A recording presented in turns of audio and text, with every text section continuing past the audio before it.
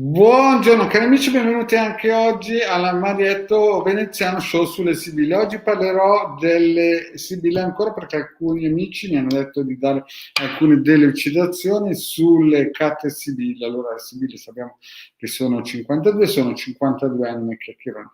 E oggi parleremo di quattro carte che spesso si incontrano e si vorrebbero incontrare molto volentieri. Ma prima di fare questo vi dico che domani sera alle 20:30 nel canale Marietto Veneziano e nel canale YouTube di Legard avremo le Sibille Trash del vostro Marietto Veneziano con praticamente interattive che voi potrete chiedere e fare domande. Ma adesso valutiamo e esaminiamo alcune carte che escono spesso. Una delle carte più ambite di cuore è questa qui è proprio il top di gamma, diciamo, no? Quando esce questa sicuramente qualcosa di potente bolle in pentola. Un'altra carta è questa, conversazione.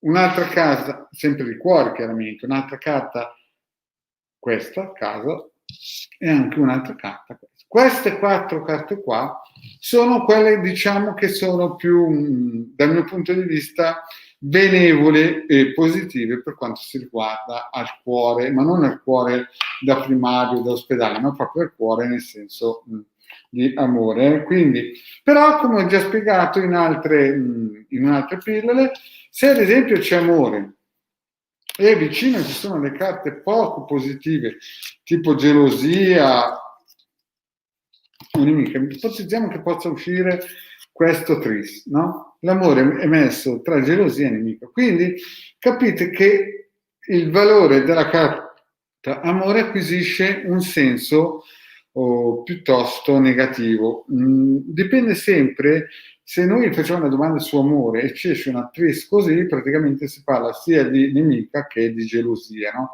Quindi capite che il senso dell'amore diventa negativo, diventa non propositivo ma negativo. No?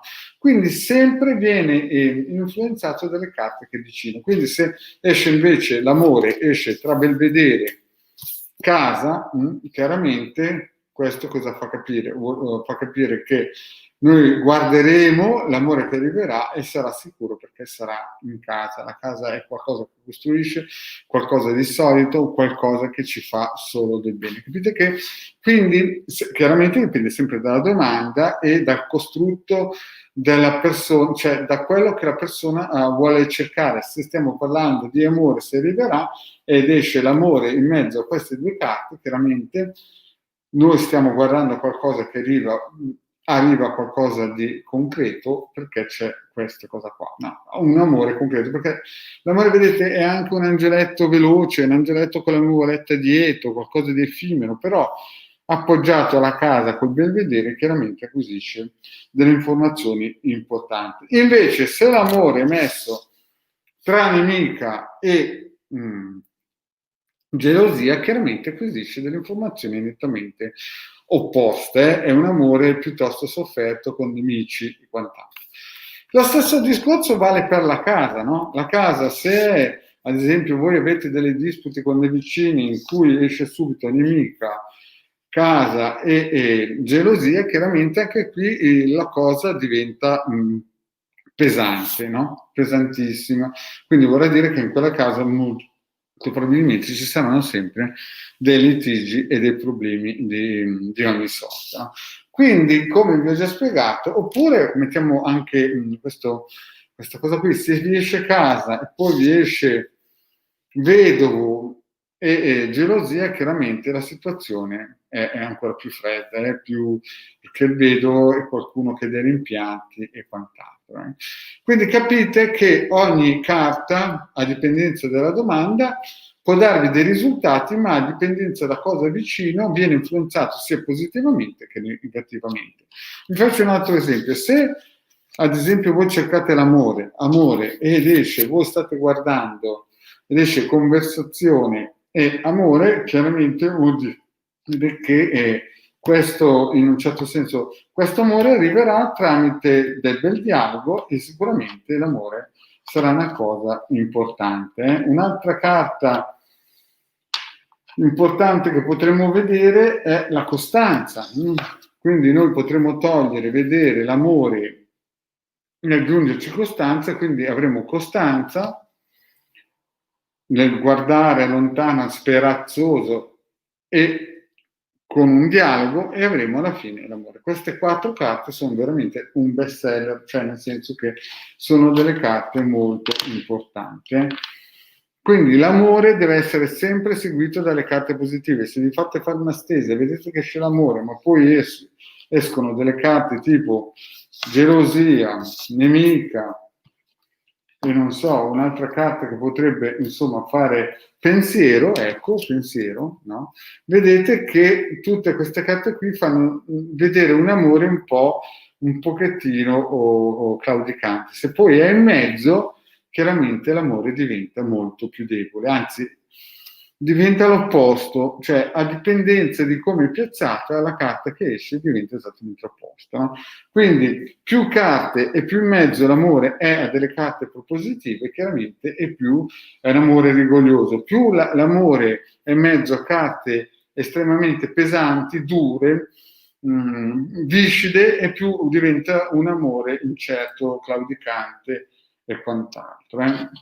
Capita spesso di fare delle consulenze con persone, ad esempio, che magari non lo dicono ed esce questa, cioè praticamente purtroppo c'è del pianto, c'è del, come si suol dire, del dispiacere e del tormento, e quindi magari la carta del dispiacere è seguita da gelosia, da pensiero, vedete?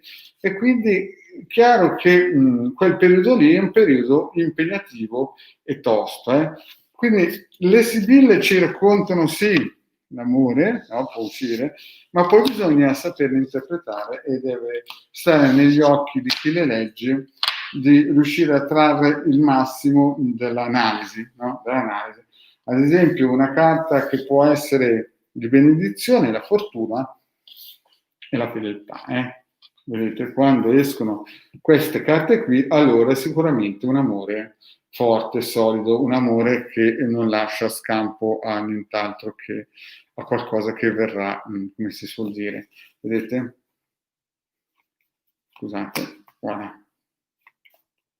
voilà, eccolo qua. Cioè, amore, fedeltà e fortuna. Quindi questo qui è il massimo che si può pretendere quando viene fatta una stesa. In conclusione, cioè nel senso che c'è tutta la stesa e poi la conclusione.